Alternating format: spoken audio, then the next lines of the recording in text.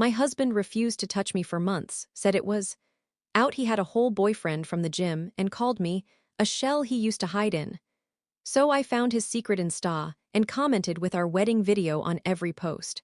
I was standing in the middle of the parking lot outside his new condo when he said it again, like he was reading from some script he practiced in the mirror. Please stop embarrassing yourself. You were just a shell I used to hide in. He said it with this calm, almost bored tone, like he was telling me I'd left a light on inside. Not like he had just ripped apart our entire marriage. Not like he'd taken the house, the dog, and every piece of normal life I thought we shared.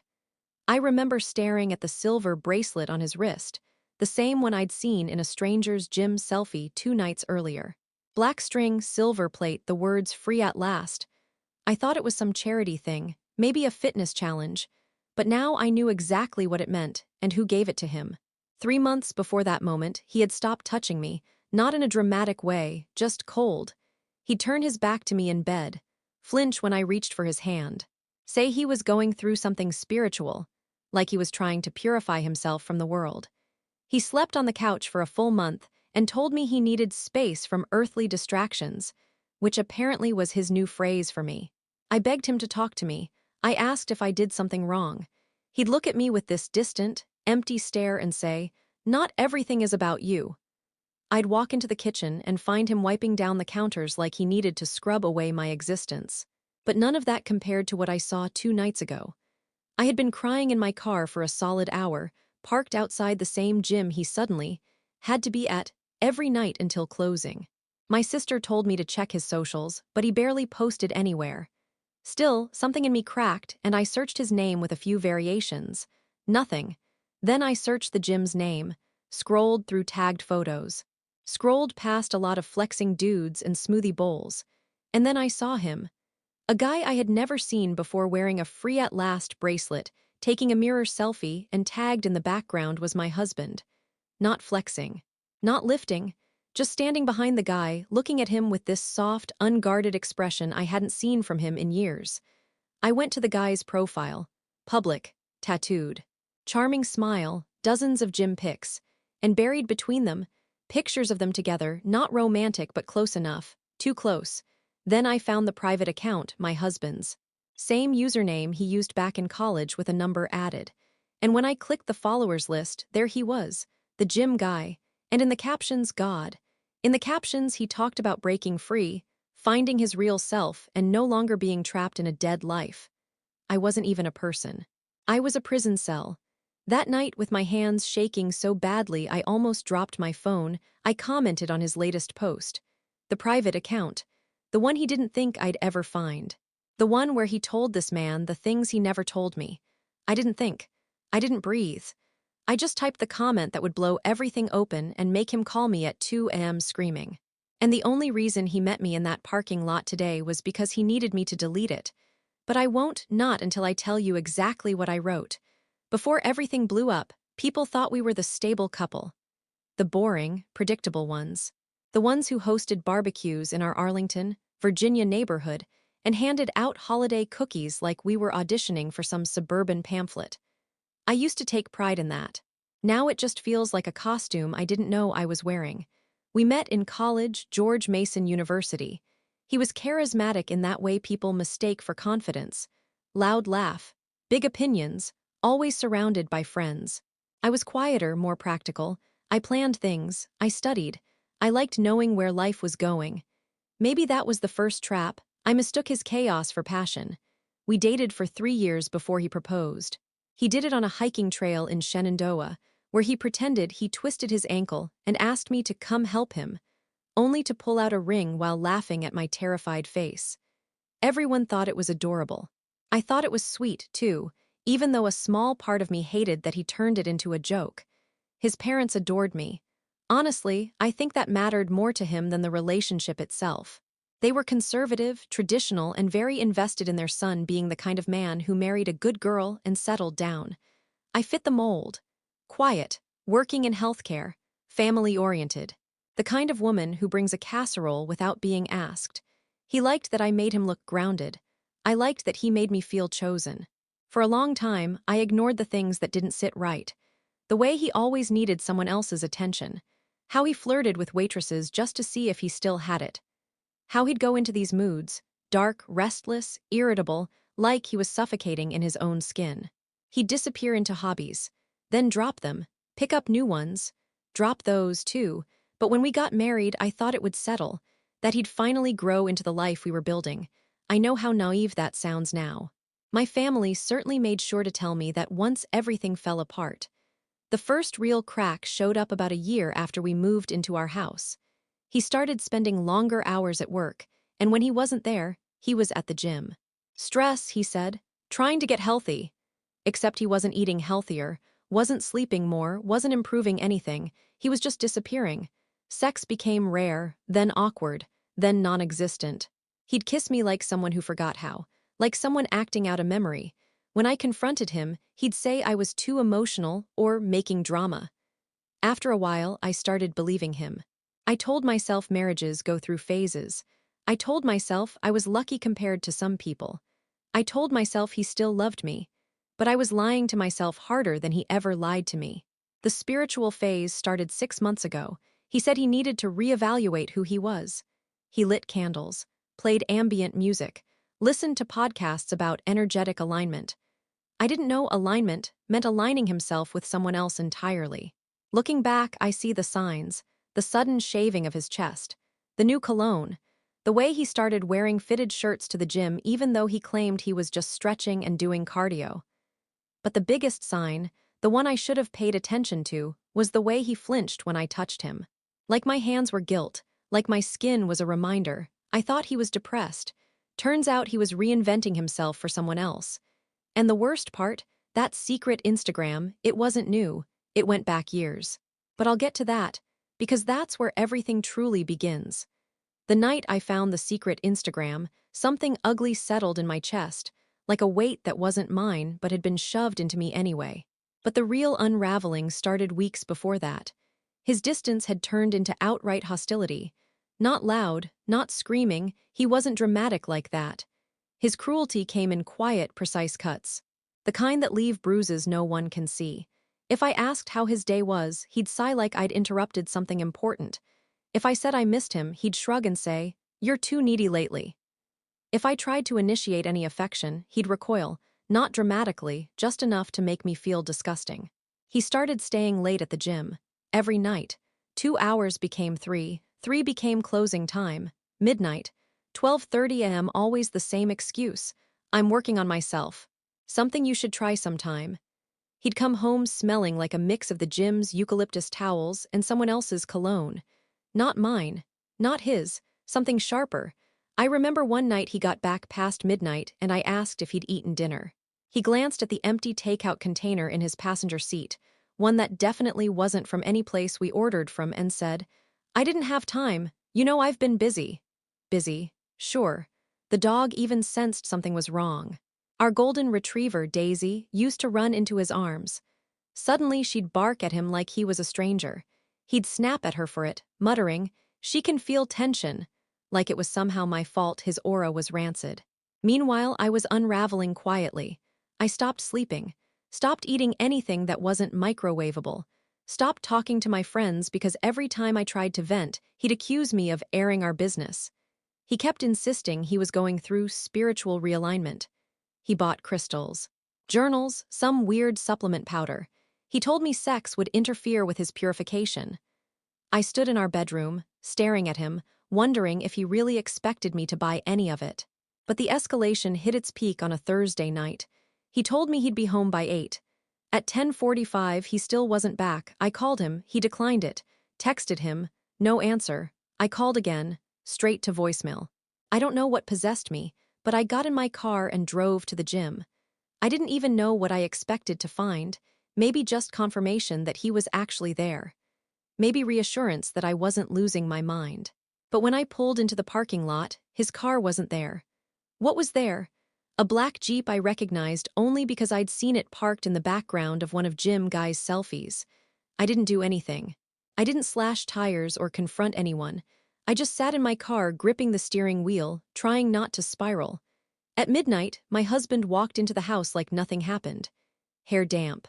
Neck red like someone had been grabbing it. Jim ran late, he said, tossing his keys down. I told him I'd gone to check on him. His face changed just for a second. A flicker of panic quickly smothered. Then he said the thing that finally cracked something inside me.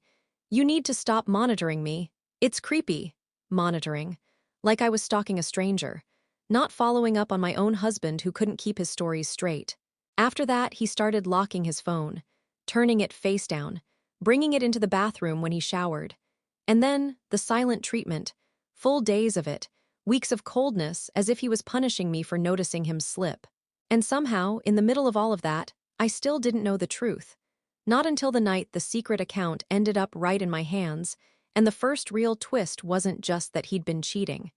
It was who he'd been cheating with. The secret Instagram hit me like a punch I never saw coming. I didn't even find it on purpose. I was scrolling through Jim Guy's profile again, pathetic, I know, trying to figure out when all this started, when I noticed something weird in one of the older posts. A username had liked almost every picture. Not his main account, not the bodybuilding pages or local gym people. A private account with a name that made my stomach drop. A mashup of his childhood nickname and his college jersey number. I hadn't heard that nickname in years. He used to say only people he trusted got to use it. When I tapped it, my whole body went hot. His profile picture wasn't his face. It was a photo of a mountain, one we hiked together. A place he said he only associated with peace. And the bio, just one word. Becoming. My hands shook as I hit follow.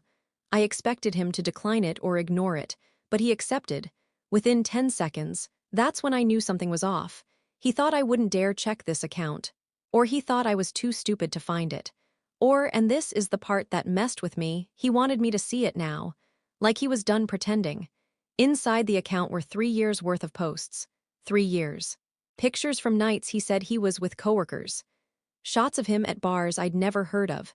Selfies at the gym looking 10 times more alive than he ever looked at home. And then, the photos with him, not touching, not kissing, but close. Too close, hiking together, grilling together, sitting on a couch together with matching blankets, laughing. Pictures of my husband looking happy in ways I forgot he could be. But the worst part wasn't the visuals. It was the captions. Finally myself. Not hiding anymore. Living instead of performing. He was talking about me. Our marriage, our home, every part of my life that I built with him, he saw all of it as a performance he was forced into. The comments made it worse. Jim Guy writing, "Proud of you, free at last." My husband responding, "Thanks for giving me a safe place." A safe place. While I was at home crying, wondering why my husband didn't want to be touched, he was out living his real life with someone else. But the post that destroyed me, the one that made everything crash, was from 4 months ago, a photo of his wrist. The Free at Last bracelet, the same bracelet the guy wore. And the caption read, "Finally stopped lying to myself. Next step, stop lying to everyone else." Everyone else, meaning me. He made the bracelet with the man he'd been sneaking around with. He wore it in my house, at my dinner table, in our bed. And then, buried in the comments, someone wrote, "Does she know yet?" My husband replied, "Soon, I just need the house situation handled first." The house situation, meaning the refinance, meaning the paperwork that gave him full ownership, the one I signed because he said it would lower the payment and simplify things. He'd been planning his escape for months. He didn't just fall in love with someone else. He stayed married to me long enough to secure the house, the dog, and his financial cushion. The betrayal wasn't the affair. The betrayal was the strategy. And when I tell you there was another twist, something worse, something that made everything before it look small, believe me. After I saw the comment about handling the house situation, something inside me clicked. I stopped crying. Stopped shaking. Stopped feeling like a helpless idiot trapped in someone else's life. I went cold, not angry, not emotional, just calculating in a way I didn't know I was capable of. Because once I realized he'd stayed married to me just long enough to secure the house in his name, everything made sense. The affection withdrawal, the spiritual nonsense, the late-night gym sessions, the sudden push for me to trust him with paperwork he didn't let me read. He wasn't confused, he wasn't depressed, he wasn't spiritually awakening. He was preparing his landing pad. And he didn't want to jump until the ground underneath him was soft enough. He wanted to leave me, But only once he had the house, the money, the dog, and the narrative. Well, if he was building his escape, I was going to burn the bridge behind him. The first move happened before I even thought it through, when I commented on his latest private post. The same post where he wrote some dramatic bullshit about embracing authenticity and tagged it with a black heart like he was starring in a breakup movie. My comment was simple. Funny. You never looked this free when you were lying to my face every night. It exploded immediately. Within minutes, I saw his typing bubble pop up on iMessage, then vanish, then come back. Like he was losing his mind trying to figure out what I knew and how much I'd seen. He started calling, over and over, then texting, "Delete it. Please don't do this. We need to talk privately. You're being childish." And finally, "You don't understand what's happening." That one made my blood boil, because I did understand, and he hated that. I didn't respond. I just sat there watching his meltdown unfold through my notifications like a fireworks show. But after the initial satisfaction faded, reality hit me hard. He had the house. His name was on everything. And Daisy, my dog, the one I raised before we even got married, was legally considered his property now. He knew exactly what he was doing when he set all of this up. He knew I'd never fight dirty. He knew I'd never look through his things. He knew I trusted him. So retaliation had to be smart, not explosive, not impulsive, strategic. I started listing what I had. Screenshots of every post, comment, DM, and picture on his secret account. Evidence of him lying during the refinancing process. Texts where he admitted to shutting me out emotionally. Proof he'd been planning the split before the refinance was finalized. But that wasn't enough. I needed leverage he couldn't spin, something he couldn't charm his way out of or manipulate into being my fault. So I dug deeper. I went through bank statements, credit card charges, shared accounts he assumed I wouldn't notice. And that's when I found it, the second twist forming like a storm on the horizon. He wasn't just cheating. He wasn't just living a double life. He was financially tangled up with the guy, transferring money, paying for things, covering bills that weren't ours, thousands of dollars over months. He wasn't just building a new life. He was funding it, using resources from the life he built with me. And that was the moment I decided I wasn't just going to expose him. I was going to strip away every layer of safety he thought he had. I had no idea then just how deep the second twist would cut, or how sickening the real reason behind everything truly was. The money transfers were bad enough. But what I found next? It was the kind of thing that makes your whole body go cold, like the world tilts under your feet and nothing feels real for a second. It started when I traced one of the transactions. A $640 payment to a company name I didn't recognize. Some vague LLC with a generic title, Iron Path Services. It looked like a gym-related vendor, maybe supplements or training packages. But the amount was too high and the payments were recurring. Every month, sometimes twice, so I searched the name, and that's when everything twisted. The LLC wasn't a gym business, wasn't a wellness brand, wasn't anything fitness-related at all. It was a rental property company. A rental company registered under a man's name. Jim Guy's legal name. My husband wasn't just paying for dinners or little gifts. He wasn't just giving this man support while they figured out their new life together. He was helping pay rent on a one-bedroom apartment 10 minutes from our house, a place he had keys to, a place he had been going to, a place he helped furnish, based on the receipts I saw, and the pictures on his secret Instagram, the ones where they were just hanging out. Those weren't taken at the guy's apartment like I originally thought.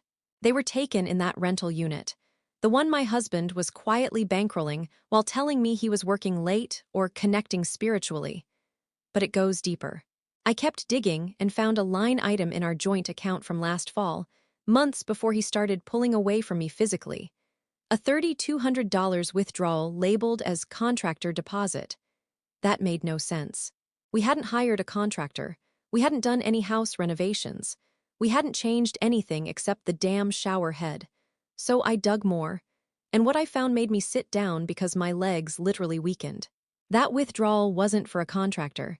It was a deposit for a second apartment, the same apartment, paid 6 months before he started the spiritual awakening stuff. 6 months before he stopped touching me. 6 months before he told me intimacy was too draining. 6 months before he pushed me into trusting him with the refinance papers. He'd been planning to leave me long before the affair got physical, long before he fell in love with the guy. But the true twist, the one that made everything else snap into focus, the lease had both their names on it. My husband wasn't a victim of an identity crisis or some midlife confusion.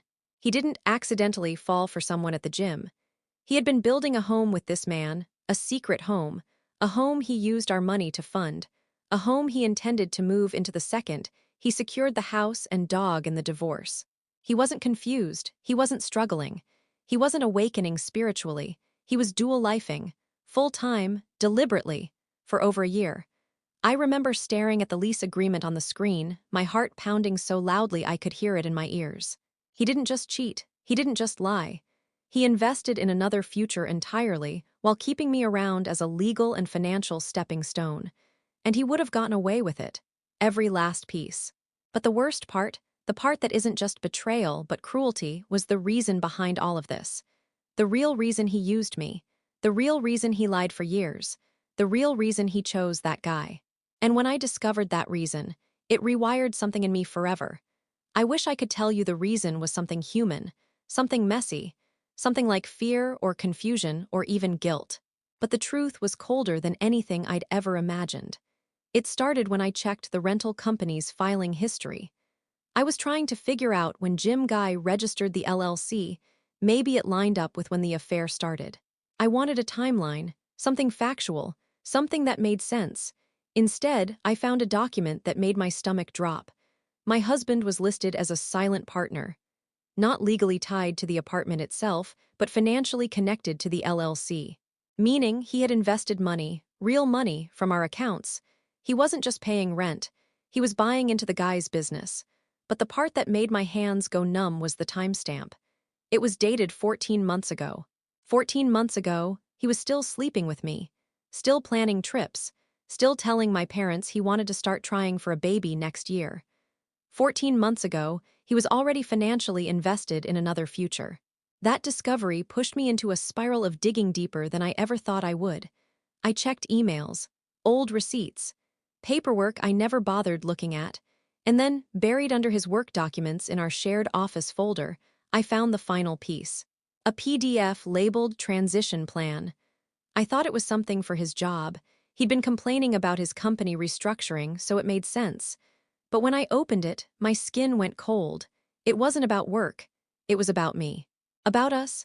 It was a typed, bullet-pointed plan outlining how he would leave the marriage without destabilizing his life. Bullet points like, secure primary residence in my name to avoid displacement during transition. Maintain emotional distance to encourage separation while avoiding confrontation. Limit physical intimacy to reduce attachment, goal achieved. Shift financial responsibilities to her to build case for incompatibility. Move belongings gradually to secondary residence to avoid suspicion. Initiate formal separation after refinancing is finalized. Preserve reputation with parents, present narrative of growth. I stared at the screen, feeling like I was reading instructions for erasing someone. But it wasn't until I got to the last section that I understood the horrifying truth. The section titled, Justification. Under it, he wrote, marriage served intended purpose for family expectations. She provided stability, cover, and financial safety. Goal achieved, respect restored from parents and community. No long-term compatibility, emotional connection unsustainable. True alignment found with Jim Guy's name. He understands me. He wants the life I actually want. She does not. She was never meant to be permanent, only transitional. He deserves my full self, not the version I used to survive the last decade.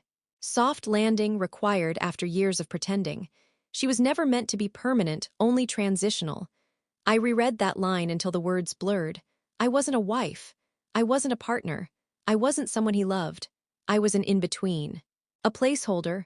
A buffer he used to protect himself until he felt strong enough, supported enough, confident enough to step into the life he actually wanted.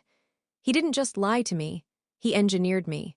He shaped our marriage around his convenience, his image, his parents' approval, and then discarded me the second he didn't need the disguise anymore. There was no confusion, no inner struggle, no tortured secret identity. Just calculation. Just selfishness. Just a man who built a future with someone else while using me as the scaffolding. And once he no longer needed the structure, he tore it down and walked away. But he made one mistake.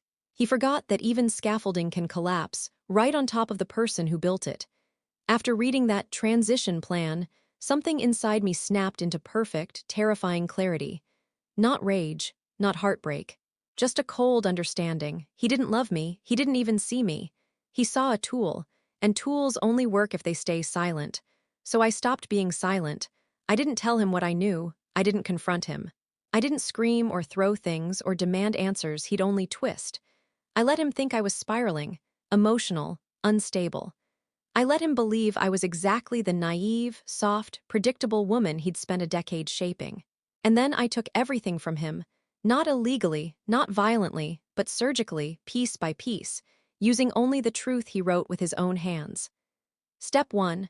The lawyer I scheduled a consultation with a divorce attorney known in Arlington for being ruthless with hidden assets.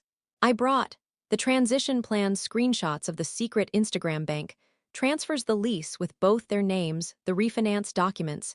He misrepresented the lawyer, said one sentence I'll never forget. He just handed you the case.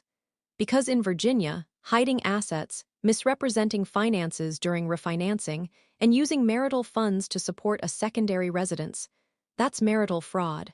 Fraud equals leverage. Leverage equals power. Step 2. The financial freeze with my lawyer's blessing, we froze the joint accounts before he could drain them. Then we filed motions requesting reversal of the refinance reinstatement of my claim to the house temporary custody of the dog's spousal support. Due to financial deceit, a forensic audit of every asset he touched in the last 2 years, he didn't know any of this was happening. Not yet. Step 3. The public reveal. Remember that comment I posted on his secret Instagram? The one he begged me to delete? I didn't delete it. Instead, I screenshotted every post, every caption, every photo with the bracelet, and sent them anonymously to his parents, who were extremely vocal about traditional values and had long worshipped their perfect son. Within an hour, his mother called me sobbing apologies. Within 2 hours, his father called him. Within 3 hours, he was blowing up my phone again, this time not calmly, but panicked. I didn't answer. I didn't have to. Step 4. The in-person detonation. When he finally cornered me in that parking lot, he thought I was there to negotiate, to appease him, to save some shred of dignity. But when he told me I was just a shell he used to hide in, I finally smiled. A real smile. A dangerous one, because in my purse were copies of the legal filings he didn't know existed yet. I handed him a single envelope. Inside was a printed copy of his own transition plan, highlighted neon yellow, on the lines where he documented manipulating me, misusing marital assets, and building a dual residence. His face drained, completely. Then I said the calmest sentence of my life: "You should have double-checked the folder before you saved it." He knew instantly. He knew what he'd done. He knew what I now had the power to do. And I watched the man who always needed control lose every ounce of it right there in the parking lot. Step 5.